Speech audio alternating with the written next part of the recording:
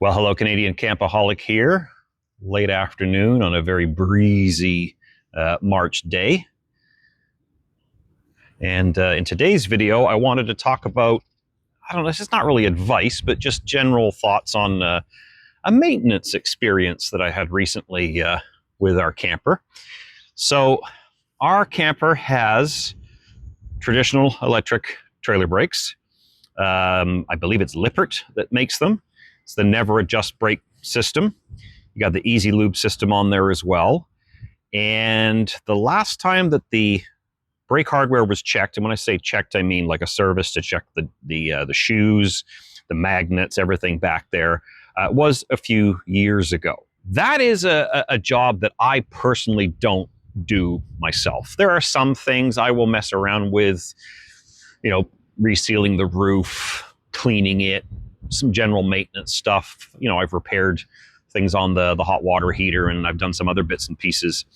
I could service the brakes myself, especially with these particular components. You can buy them, they're fairly modular, but you have to pull the hubs. You've got to pull the bearings. You got to manually repack all of that stuff. And it gets messy and it's time consuming. So when it's come to brake servicing, I've always taken it to an actual dealership or a certified service center. Now, we don't do a lot of towing with this particular trailer. Even though we've had it since 2017, it doesn't have an awful lot of miles on it. Now, I suspected that the brakes were in good working order. The Never Adjust system does help make sure that the wear on the shoes is even. But to be safe, I wanted it checked by a professional. Now, we live in a small rural village. And something I've noticed living out here is that you get a lot more mom and pop, privately run companies that will perform this kind of stuff, right? If you live in a city like where we used to live, you get a lot more mainstream RV dealerships and RV repair places. Out here, you've got less selection in terms of the mainstream stuff. You tend to get a lot of off the beaten path locations, shall we say. So I took it to a place north of here. I won't say the name of it, but it's an RV repair and salvage place. And I got them to do the brake service. Long story short, when they did it, they confirmed what I suspected, that there's still lots of life on the shoes, the magnets, everything is in excellent condition. Even though I used the Easy Lube system to grease the bearings, it didn't blow the seals, everything was in good shape, and they put everything back, which was awesome. But this is where the plot thickens. While they were at it, I thought, you know what? Have them address a couple of other concerns I had. One being the battery. They installed for me a battery quick disconnect switch, and you can see it right there. Didn't have one on the trailer, so if the trailer sits for a prolonged period and it's not plugged into shore power, things like your carbon monoxide detector, your propane leak detector, in our case, a rogue furnace that sometimes comes on, it can drain that 12-volt battery pretty quickly. Now, here at the house, I could, keep it hooked up to shore power, or I could pop this cover off and simply remove the negative terminal. So I said, hey, what would it take to throw on a switch? And, that switch, you can usually buy one like that. I'd say probably 20, 30 bucks on Amazon. I think they charged me maybe 40, right? So got to make some profit on that work. But I noticed, let's see if I can pop this cover off.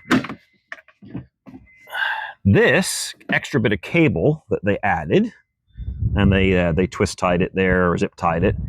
This is not a new cable. That, if you look at that weather stripping on there, or the insulation rather, it's a bit cracked. I mean, it's not terrible. I can wrap some electrical tape around it. That end looks okay. Now, they didn't charge me for this cable, so I guess I shouldn't complain too much. But yeah, wouldn't expect to see something like that from one of those mainstream locations. So that was kind of interesting. But again, can't complain. Nothing inherently wrong with this. They demonstrated the switch. It works. So that was different. Then we come around to the side of the camper, and the drain tap on our freshwater tank had been dripping quite a bit. And I asked them to change it. Now, it had just been a big piece of PEX with just a regular spigot on the end of it, and it was quite a bit lower. And they put together this kind of setup. But you can see that they put a bit of an elbow on it. And the idea was to get the spigot closer to me so that I don't have to crawl underneath it as much, but also to have it a little higher off the ground.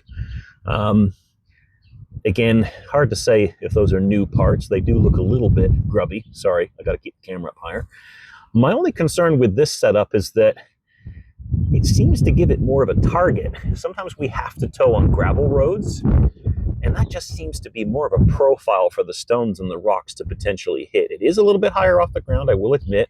It is a little bit closer to me, but I don't know why they didn't just put a piece of rubber hose, like a regular hose clamp on it, and just put a little tap on it. This was creative, but I appreciate what they were trying to do with it. The only other thing I would mention, which was a bit of a weird situation, is when I got the camper home, I noticed the lenses on my front marker lights are missing on both of them. Now, they were not doing any work on the roof at all. They would have had no reason to go up there. They did have it inside of the shop, the bay, when they were working on it.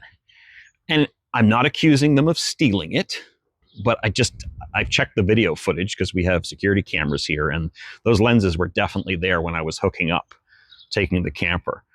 Now, just to give the owner of the business the benefit of the doubt, I did call him and I said, hey, just so you know, when I got home, the lenses on the front running lights are missing. Just wanted to flag that to you in case they came off during the service.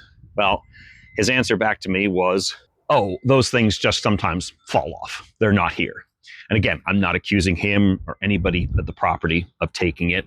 I guess you could say that maybe while it was stored there, because the job took a few days, he had other campers lined up ahead to do the work first, that maybe somebody got up there and took them off. But they're a $20 part.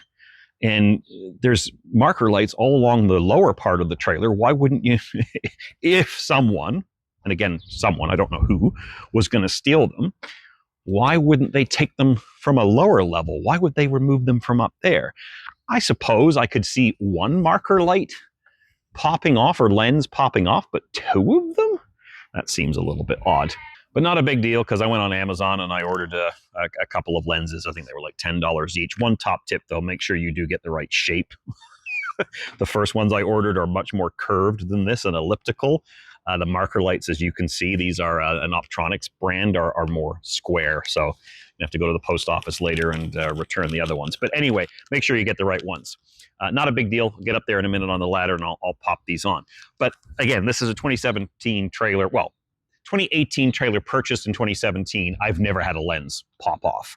I had somebody back into it at a storage lot once and they broke the lens and I had to replace the other one. But just an unusual experience, right? You drop it off at the place. It's only a two-person operation. They need to keep the trailer a fair length of time. Okay, that's fine. They used clearly an old, used piece of cable. Not necessarily the end of the world, just a little bit of electrical tape on it. It's mostly cosmetic. But then this weird thing with the lenses going missing as well, just very, very strange. In my opinion, most mainstream shops, locations would probably say, oh, I'm sorry to hear that happened. We'll cover that cost or something like that. Hard to say. Now, in fairness to the owner, if you look at the invoice, it does clearly say on there that they're not responsible for anything that happens to your trailer while it's in situ. But anyway, long story short, we've got a good, in their estimation, another year or two on the brakes. They're all in good condition. Bearings are good. The races are good. No problems there. We've got a battery disconnect switch now so that if we get the camper home and I don't want to connect it to shore power right away, I can just flip that switch. And in a few moments, we'll have some new lenses installed as well. And if I do go back to this particular location, I'll just do a little better job of keeping an eye on the trailer and being more observant when I pull it out. Because I honestly don't remember if they were missing when I picked it up. I didn't notice. I was just thrilled to get the trailer back and tow it home. But they were certainly missing when I got back. So yeah, in summary, I just thought I would share my experience there. When this was serviced last time and I took it to a mainstream sort of dealer repair place that was long established, great reputation. They always had the job done literally within a day. Their service was impeccable and there were never any issues. But sometimes I find, again, just living out in this rural area, I guess you get what you pay for. And some of these mom and pop shops, some of these smaller businesses, you get lower rates. You certainly pay less for labor, less for parts. But the service sometimes can be a little bit wonky. I don't want to sound unappreciative. I'm glad that I got done what I needed to get done. The other point I would say is that if you are an RV owner, or you own a travel trailer or a camper, there's no shame in getting jobs done professionally. And I would always say that when it comes to things like brakes, gas lines, maybe even certain electrical stuff, you got to be so careful. A lot of people will go and watch stuff like my channel and feel that gives them enough. Be careful. Be safe. There are some videos I've seen out there that walk you through how to service your own brakes. And in my opinion, they give you just enough information to make the videos actually dangerous. They cut corners, they miss steps. And if you don't do that right, you can't stop your trailer. Little things like the winterizing that I do, or changing the module on the hot water heater, little things like that where it's kind of plug and play. I'm pretty confident that I can do that, lubing the bearings with the Easy Lube system. I mean, even that, if you do it on a cold day, if you don't spin the wheel properly, you could have a problem. You can blow seals, you can have all kinds of issues. So maintaining an RV is kind of a mixed bag. And I guess for me, 80% of it I do myself, 20% I get a professional. But anyway, I am rambling now, and there's no real point to the video at this point. We're going to be going out camping here literally in a few weeks' time, which is super exciting. I've got peace of mind knowing that I've got functional brakes that are super safe, and that's what's really important. So anyway, thanks for humoring me with my long-winded story, and can't wait to get out there and get some camping done. Hopefully you've got some reservations booked. We'll catch you in the next one.